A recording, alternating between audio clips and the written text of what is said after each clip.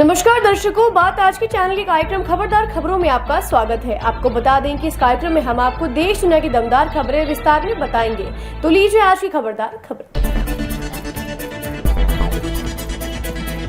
प्रसिद्ध अभिनेता सैफ अली खान और करीना कपूर के बांद्रा वाले घर में चोरी हुई है। सूत्रों के मुताबिक इस घटना के दौरान एक चोर ने सैफ अली खान पर हमला कर दिया, जिसकी वजह से अभिनेता घायल हो गए हैं। इस हमले में उनकी मेड भी घायल हुई है। अभिनेत्री करीना कपूर और उनके बच्चे पूरी तरह से सुरक्षित है। परिवार ने बताया कि हमला आज सुबह करीब 4 बजे हुआ है।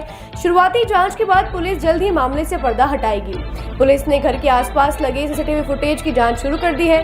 वहीं अभिनेता सैफ अली खान फिलहाल सुरक्षित है। दुनिया में चल रहे एक बड़े युद्ध का अंत बहुत करीब है। इजराइल हमास के बीच संघर्ष विराम समझौते पर सहमति बन गई है।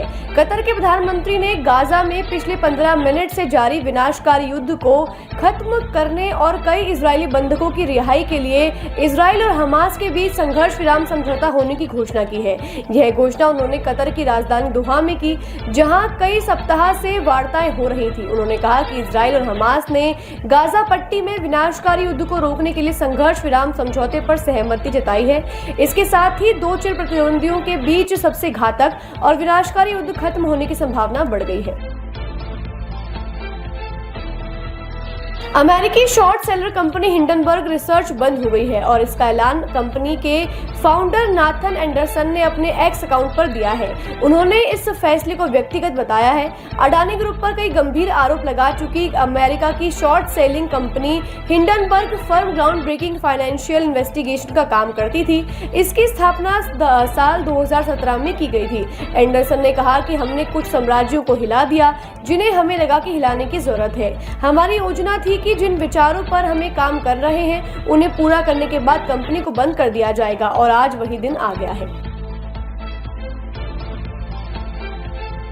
भदोही में कल बुधवार सुबह कुछ अराजक तत्वों ने संविधान निर्माता बाबा साहब डॉक्टर अंबेडकर की 4 फुट ऊंची प्रतिमा तोड़ दी। चौरी थाना क्षेत्र के अंतर्गत आने वाले भदरमन गांव में दलित बस्ती में यह घटना घटने के बाद कई घंटों तक तनाव की स्थिति बनी रही, लेकिन पुलिस ने मौके पर पहुंचकर स्थिति को संभाल लिया। ये घटना उस समय की बताई जा रही है जब कोम ग्राम सभा में बसपा की प्रमुख मायावती के जन्मदिन से संबंधित समारोह की तैयारी की जा रही थी। ये प्रतिमा भदरमन गांव में एक तालाब के किनारे चबूतरे पर स्थापित की हुई थी। हरियाणा के कैबिनेट मंत्री अनिल विज ने बताया कि प्रदेश भाजपा अध्यक्ष मोहन लाल बड़ौली के खिलाफ सामूहिक बलात्कार का आरोप बहुत गंभीर है और पार्टी हाईकमान इस पर संज्ञान लेगा। बड़ौली और गायक रॉकी मित्तल के खिलाफ मामला दर्ज कर लिया गया है और महिला ने आरोप लगाया था कि हिमाचल प्रदेश के कसौल में एक होटल में मोहनलाल ने उसके साथ बलात्कार किया था। पुलिस ने दोनों लोगों के खिलाफ प्राथमिकी दर्ज कर ली है। बड़ौली पर लगे गंभीर आरोपों के संबंध में अंबाला में एक सवाल का जवाब देते हुए भाजपा के कैबिनेट मंत्री अनिल विज ने कहा, आरोप बहुत गंभीर है और मुझे यकीन है कि हमारा हाईकमान इसका संज्ञान लेगा।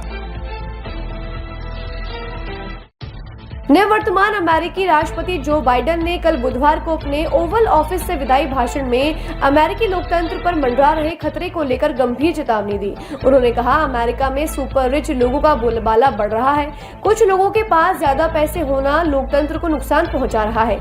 यह बयान उन्होंने अरबपति मस्क और दूसरे उद्योगपतियों के साथ आगामी राष्ट्रपति ट्रंप के करीबी संबंधों का परोक्ष रूप से जिक्र करते हुए कहा। ट्रंप के 20 जनवरी को शपथ ग्रहण के साथ बाइडेन का कार्यकाल खत्म हो जाएगा। उत्तर प्रदेश के संभल में एक हिंदू संगठन ने बताया कि उनके संगठन ने जिले में 1978 में हुए दंगों की जांच कराने की मांग करते हुए राष्ट्रपति, प्रधानमंत्री और भारत के मुख्य न्यायाधीश को पत्र लिखा है। इससे पहले उत्तर प्रदेश पुलिस ने इन खबरों को खारिज कर चुकी है और संभल में 1978 में दंगों की दोबारा जांच होगी। हिंदुत्व समूह हिंदू शक्ति दल के राष्ट्रीय अध्यक्ष सिमरन गुप्ता ने कहा कि उस समय की गई हिंसा की सच्चाई देश के सामने उजागर करने के लिए विस्तृत जांच जरूरी है। उन्होंने अपने पत्र में तत्कालीन समय के राज्यों और केंद्र सरकारों पर आरोपियों को बचाने का आरोप भी लगाया है। राजस्थान के कोटपुतली में दिल्ली जयपुर हाईवे पर केमिकल से भरा एक टैंकर अचानक अनियंत्रित होकर पलट गया और उसमें आग लग गई। वाहन चालक ने कूदकर अपनी जान बचाई है। यह हादसा पनियाला गांव के पास हुआ बताया जा रहा है। पुलिस ने बताया कि ज्वलनशील केमिकल से भरा टैंकर पलटने से हाईवे पर अन्य वाहनों के ड्राइवर भी दहशत में आ गए, क्योंकि कुछ दिनों पूर्व ही ऐसे हादसे में सैकड़ों लोगों की जान गई थी। इसके बाद हाईवे के दोनों ओर भारी जाम लग गया। पुलिस ने जाम देखते हुए ट्रैफिक को सुचारू करने के लिए वाहनों को दूसरी तरफ से डाइवर्ट किया। 4 घंटे की बड़ी मशक्कत के बाद आग पर काबू पाया गया। पूर्व सेना प्रमुख और पूर्व केंद्रीय मंत्री वीके सिंह ने आज मिजोरम के 25वें राज्यपाल के रूप में शपथ ली। शपथ ग्रहण समारोह राजभवन में सुबह 11 बजे किया गया। इस अवसर पर मिजोरम के मुख्यमंत्री लाल दुहोमा, उनके मंत्रिमंडल के सहयोगी विधानसभा अध्यक्ष लाल बिजायकामा, उपाध्यक्ष लाल फामकीमा और सांसदों के अलावा अन्य गणमान्य नागरिक उपस्थित रहे। कल देर रात कांग्रेस ने अपनी सूची में 5 उम्मीदवारों के नाम जारी किए। इनमें से बवाना और करोल बाग 2 सीटें अनुसूचित जाति के लिए आरक्षित हैं। इसके साथ ही कांग्रेस ने 70 सदस्यीय विधानसभा चुनाव के लिए अब तक 68 उम्मीदवार घोषित कर दिए हैं। वहीं अभी बची 2 सीटों पर जल्द ही उम्मीदवारों के नाम फाइनल कर दिए जाएंगे। इसी के साथ कांग्रेस के घोषित सभी उम्मीदवारों को अपने अपने चुनाव क्षेत्र में ही काम करने के दिशा निर्देश दिए गए हैं। कोई कैंडिडेट दूसरे उम्मीदवार चुनाव क्षेत्र में जाकर कैंपेनिंग नहीं करेगा। खबरदार खबरों में आज के लिए बस इतना ही। कल फिर नई खबरों के साथ हम होंगे आपसे रूबरू। तब तक के लिए दीजिए इजाजत। नमस्कार।